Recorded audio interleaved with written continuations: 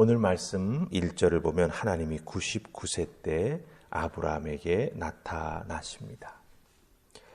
99세 때 나타나셨다라고 하는 것, 우리가 거꾸로 역추적을 해보면 아브라함이 86세에 이스마엘을 낳습니다.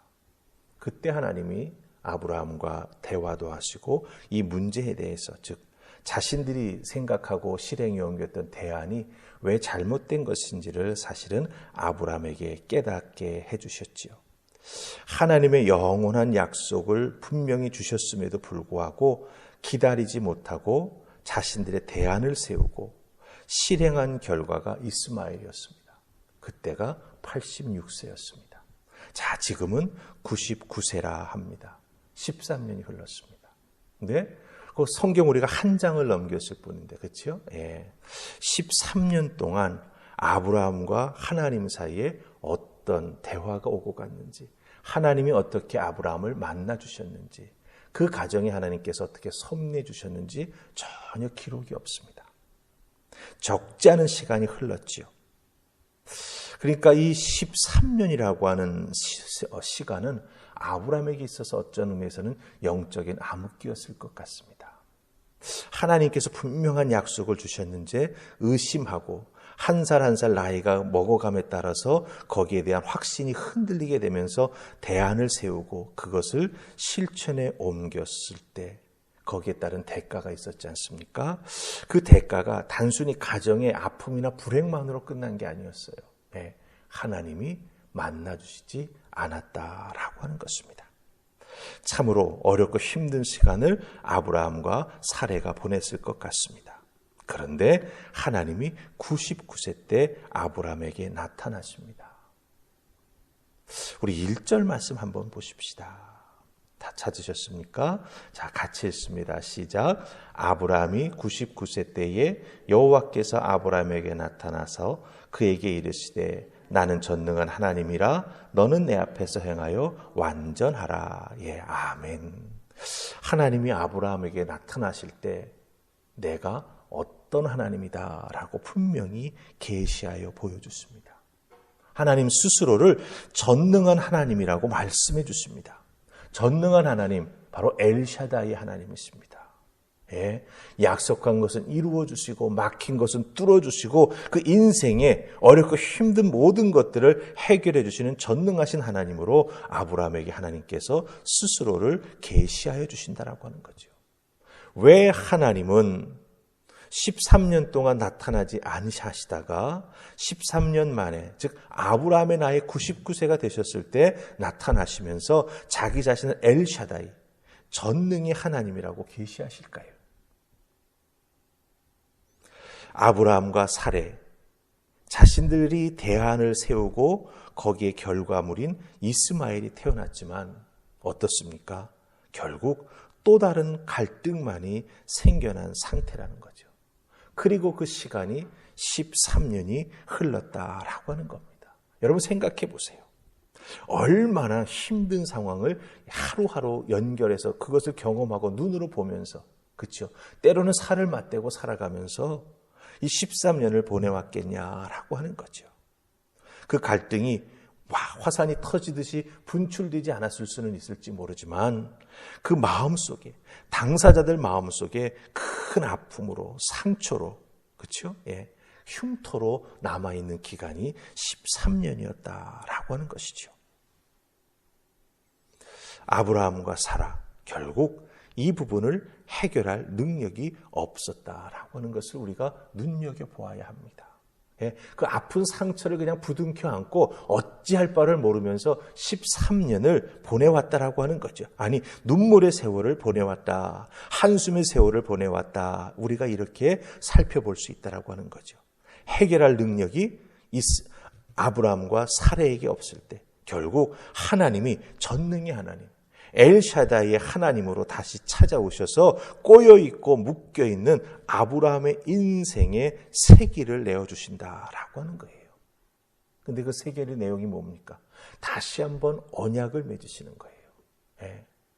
다시 한번 축복해 주시겠다 약속하시는 겁니다. 그런데 그 언약의 내용 중에 조금 다른 게 있어요.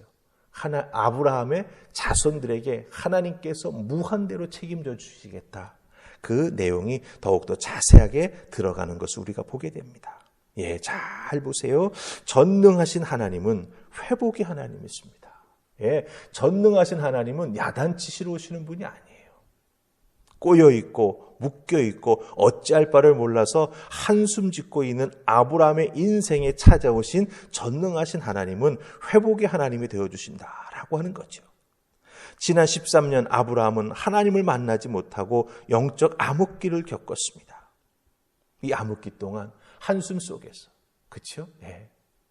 가시밭 같은 가정에 앉아있을 때마다 내가 그때 왜 그랬을까? 크게 뉘우치고 회개했을 것입니다. 그렇기에 하나님은 아브라함을 찾아오시자마자 뭐라고 말씀하십니까? 너는 내 앞에서 행하여 완전하라 말씀하십니다. 네? 내가 너 종아리를 좀 쳐야겠다. 그렇게 말씀하지 않으세요. 잘못한 것에 대한 대가를 내가 좀 물어야겠다. 그렇게 말씀하지 않으십니다. 너는 내 앞에 행하여 완전하라 라고 말씀하십니다. 여기에 하나님의 큰 은혜가 있습니다. 조금 이 부분을 살펴보십시다. 너는 내 앞에서 행하여. 하나님 앞에서 행하라고 하는 것이죠. 이 행하라고 하는 말의 뜻이 무엇입니까? 걷다, 가다라고 하는 의미입니다. 걷다, 가다. 이 똑같은 행하여라고 하는 의미의 히브리 단어가 에녹에게도 쓰였습니다. 근데 성경은 동행한다라고 번역을 했어요. 왜? 거기에 쓰여진 전치사가 있어요. 히브리어 전치사, 그게 바로 with라고 하는 의미의 전치사예요. 즉 하나님과 함께 걷다라고 하는 뜻이죠. 그런데 여기서 행하여라고 번역되고, 왜 동행한다라고 하는 말로 번역되지 않고 행하여라고 번역됐냐? 거기에는 그 전치사가 쓰이지 않았어요. 하나님과 함께라고 하는 말이 없어요. 그 대신에 하나님을 향하여 라는 의미의 전치사가 쓰였습니다. 그것은 무엇을 의미합니까? 하나님 앞에서 걸으라고 하는 거죠. 내가 너를 보겠다라고 말씀하시는 겁니다. 앞에서 걸으라고 하는 의미가 무엇입니까? 하나님께서 아브라함을 지켜보시고 때로는 흔들릴 때 전능의 하나님으로서 돌보아 주시겠다라고 하는 의미입니다. 다시는 너로 하여금 너의 인간적인 대안으로 말미암아 무너져 내리지 않도록 내가 너를 붙잡아주고 너를 지켜주겠다. 그런 의미에서 엘샤다이의 하나님께서 너는 내 앞에서 행하라, 걸어가라라고 말씀해주고 계시다라고 하는 거죠. 하나님 한 분만으로 만족하고 하나님의 약속을 지키기 위해서 믿음 생활 열심히 하고 하나님의 신실하심을 기억하면서 하나님의 은혜 안에 머물 수 있도록 하나님께서 아브라함의 가는 길을 이끌어 주시겠다라고 말씀해 주시는 것. 행하라라고 말씀해 주시면 거기에는 이런 하나님의 마음이 담겨져 있다라고 하는 거예요. 자, 그런데 1절 말씀 속에서 특별히 우리의 마음에 걸리는 게 뭡니까? 이 완전하라라고 하는 거예요. 완전하라. 이 완전하라라고 하는 말의 뜻은 완벽하라고 하는 뜻도 있습니다. perfect. 하지만 또 다른 뜻 하나가 있어요. 전체라고 하는 뜻이 있습니다. whole. 네.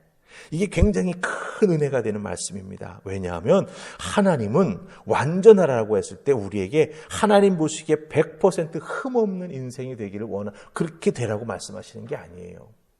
물론 그렇게 될 수 있으면 참 좋겠지만 흠없는 삶이 아니어도 하나님의 언약에서 벗어나지 않으면서 내가 살짝 흔들리고 세상의 눈길이 자꾸 가고 내 발걸음이 정도에서 벗어나서 자꾸 좌우로 흔들리는 것을 딱 느낄 때마다 어떻게 하는 것? 다시 돌아오는 삶. 그게 바로 너희들이 내 앞에서 완전하라고 우리에게 말씀해 주시는 하나님 말씀의 의미가 된다라고 하는 거죠. 너의 삶을 전체적으로 보자. 때로는 세상에 먼지가 묻을 수도 있고 한 발 실족해서 진흙에 폭 빠질 수도 있다. 그러나 다시 그 발을 빼고 탁탁 씻어내고 하나님의 은혜 가운데 걸어가는 하나님의 사람이 되라라고 하는 거예요.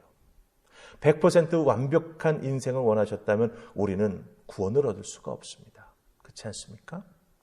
그런데 하나님께서, 특별히 전능하신 하나님께서 아브라함에게 뭐라고 말씀하십니까? 완전하라. 내가 너의 삶 본체를 보겠다. 넘어지고 때로는 깨어질 때가 있지만 그럼에도 불구하고 다시 일어나 치유받고 깨달아 알고 나만 바라보고 걸어가는 믿음의 사람이 되어라. 이렇게 우리에게 말씀해 주고 계시다라고 하는 거죠. 그러면서 하나님께서 언약을 맺으시는데 그 언약의 증표를 어디에 두라고 말씀하십니까? 포피를 베어서 너의 몸에 두라라고 말씀하세요. 우리 13절 말씀 보십시다. 13절. 같이 읽습니다. 자, 시작. 너희 집에서 난 자든지 너희 돈으로 산 자든지 할례를 받아야 하리니 이에 내 언약이 너희 살에 있어 영원한 언약이 되려니와. 아멘. 내 언약이 내 살에 있어. 너희 살에 있다라고 하는 거예요. 이제는 하나님께서 그냥 언약을 맺으실 때 짐승을 쪼개어 놓고 그 가운데로 지나가는 것으로 만족하거나 끝내지 않으십니다. 너와 내가 언약 맺었다. 가만 보니 넌 자꾸 잊어버려. 어렵고 힘들 때 인간적인 대안을 생각해. 안 되겠다. 너의 몸에 너와 내가 맺은 언약의 증표를 새겨 놓아야겠다. 그래서 13절 말씀에 보면 할례를 받게 만드십니다. 그 증표를 몸에 지니고 다니도록 만드시는 거죠. 그 증표를 볼 때마다 나는 하나님과 언약 맺은 사람. 전능의 하나님 엘샤다이께서 나를 찾아오셔서 너는 내 앞에 행하여 완전하라고 말씀해 주셨다. 그것을 깨달아 알고 흔들릴 때도 있을 수 있죠. 다시 돌아오는 삶, 다시 돌아오는 인생, 다시 말씀을 깨닫고 말씀 앞에 헌신하는 인생 되라고 이렇게 귀한 언약을 우리 인생의 몸에 지니고 다니도록 해주셨다라고 하는 것이죠. 물론 이것을 문자 그대로 우리들의 몸에 뭔가 흔적을 남겨야 되겠다. 상처를 남기고 그것이 다 아물어진 다음에 그것을 나의 증표로 삼아야겠다. 그런 의미는 아닐 것입니다. 하지만 중요한 것은 무엇입니까? 하나님은 우리가 하나님과 맺은 언약, 하나님의 약속을 언제나 기억하고 하나님 앞에서 행하는 인생, 완전한 인생, 완벽하지는 않지만 내 삶 전체를 하나님 앞에 드리기에 결단하고 모든 것을 맡기는 그런 인생 되기를 원하신다라고 하는 거 꼭 기억하시고 여러분 오늘 주어진 여러분의 삶의 자리에서 하나님 앞에서 행하시기 바랍니다. 하나님이 보십니다. 부족하고 연약한 것은 붙잡아 세워주시고 이끌어주십니다. 나의 흠을 잡기 위해 나의 연약함을 하나님께서 야단치시기 위해 하나님 앞에서 행하라 말씀하시는 게 아닙니다. 쓰러지고 벗어날까 봐. 목자의 심정으로. 그렇죠? 푸른 초장 맑은 물가로 인도해 주시기 위해 그 막대기와 지팡이로 우리를 이끌어 주시기 위해 나의 앞에서 행하라 이렇게 말씀해 주신다라고 하는 거 꼭 기억하시고 오늘 여러분의 삶에서 주님 잘 따라 나아가시는 여러분의 삶 전체를 올려드리는 여러분들 되시기를 주님의 이름으로 축원합니다. 아멘. 우리 기도하십시다.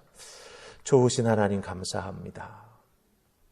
오늘도 이 새벽 저희들에게 귀한 말씀 주십니다.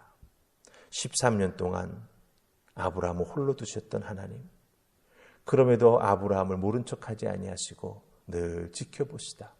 하나님의 약속하신 때가 곧 이루어져야 됨을 깨달아 알고 하나님 찾아와 주셨습니다. 아브라함의 인생을 다시 붙잡아 세워주십니다.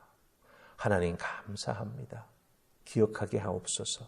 하나님 앞에서 행하는 인생, 그 인생이 복된 인생이며 완벽하지 못하지만 흠이 있고 부족한 것이 있을 때 그 모습 그대로 하나님 앞에 가지고 나아가 하나님 제가 이렇습니다.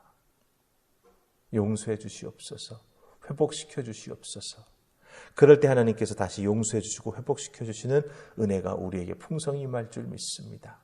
이것을 기억하면서 오늘도 주어진 삶의 자리에서 믿음으로 열심히 또 뜨겁게 삶을 살아가는 우리 모두가 되게 하여 주시옵소서. 감사하옵고 예수님 이름으로 기도하옵나이다. 아멘.